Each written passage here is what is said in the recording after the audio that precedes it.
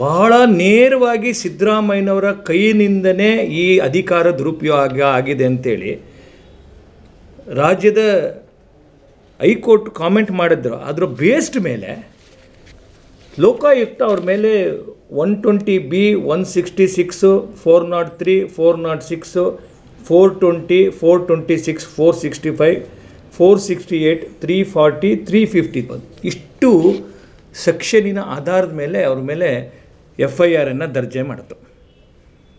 ನಾನು ಪ್ರಶ್ನೆ ಮಾಡ್ತಿರ್ತಕ್ಕಂಥದ್ದು, ಇಷ್ಟು ದೊಡ್ಡದಾದಂಥ ಗುರುತರ ಆರೋಪ ಇದ್ದು ಅಕ್ಯೂಸ್ಡ್ ನಂಬರ್ 1 ಯಾರಪ್ಪ ಅಂತಂದರೆ ಸಿದ್ದರಾಮಯ್ಯನವರು.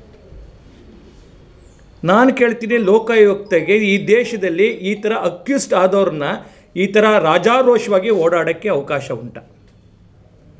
ಯಾಕೆ ಲೋಕಾಯುಕ್ತ ಅವರನ್ನು ಬಂಧನ ಮಾಡಲಿಲ್ಲ? ಕಳೆದ 1 ತಿಂಗಳಲ್ಲಿ ಸೋಷಲ್ ಮೀಡಿಯಾದೊಳಗಡೆ ಪೋಸ್ಟ್ ಹಾಕಿದೆ ಅಂತೇಳಿ FIR ಮಾಡಿರೋರನ್ನ ರಾತ್ರಿ ಒಳಗಡೆ ಬಂಧನ ಮಾಡ್ತೀರಿ ನೀವು.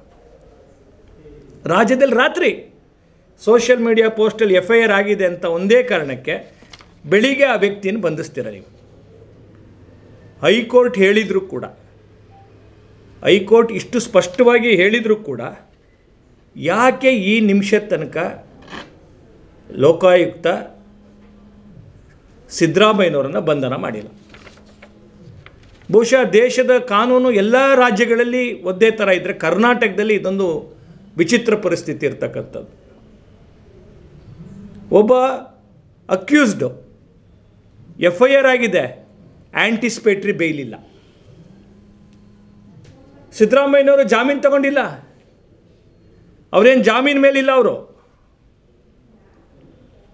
ಅವರು ಈ ಇಡೀ ಪ್ರಕರಣದ A1 ಅಕ್ಯೂಸ್ಡ್ ನಂಬರ್ 1 ಅವರೇ. ಯಾಕೆ ಅವ್ರ ಮೇಲೆ ಕ್ರಮ ತಗೊಂಡಿಲ್ಲ?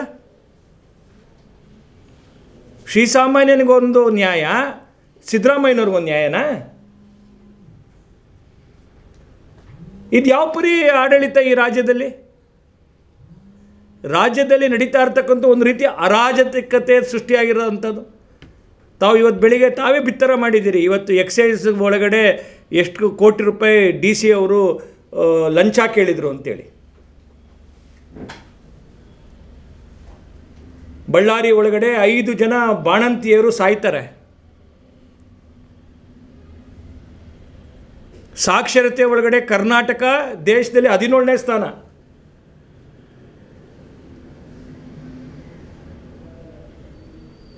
ಭ್ರಷ್ಟಾಚಾರ ಅಂತಕ್ಕಂಥದ್ದು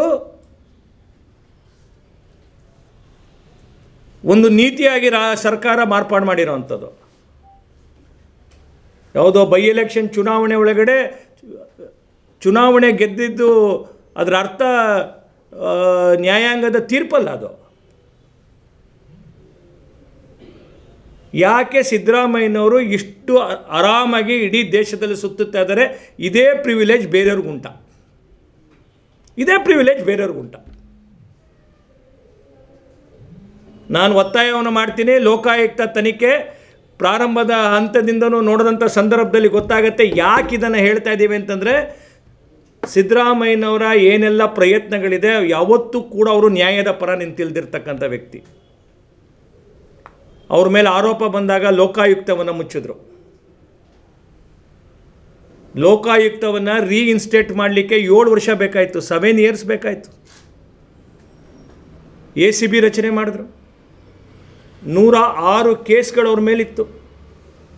106 ಕೇಸ್ಗಳಲ್ಲಿ 56 ಕೇಸ್ಗಳಿಗೆ B ರಿಪೋರ್ಟ್ ಹಾಕಿಸ್ಕೊಳ್ತಾರೆ. ಕಡೆಯಲ್ಲಿ ಸುಪ್ರೀಂ ಕೋರ್ಟು, ಹೈಕೋರ್ಟ್ ನಿರ್ದೇಶನದ ಮೇಲೆ ಲೋಕಾಯುಕ್ತ ಈ ರಾಜ್ಯದಲ್ಲಿ ಪುನರ್ ಪ್ರತಿಷ್ಠಾಪನೆ ಆಗುತ್ತೆ. ತನ್ನ ಮೇಲೆ ಆರೋಪ ಬಂದಾಗ ಲೋಕಾಯುಕ್ತನೇ ಮುಚ್ಚುವಂಥ ಸಿದ್ದರಾಮಯ್ಯನವರು ಇವತ್ತು ಈ ಭ್ರಷ್ಟಾಚಾರ ಆರೋಪದಲ್ಲಿ ಅವ್ರ ಅಧಿಕಾರದಲ್ಲಿ ಇಟ್ಕೊಂಡು ಇವತ್ತು ಡಾಕ್ಯುಮೆಂಟನ್ನು ಮುಚ್ಚಾಕ್ಲಿಕ್ಕೆ ಸಾಧ್ಯ ಇಲ್ವಾ?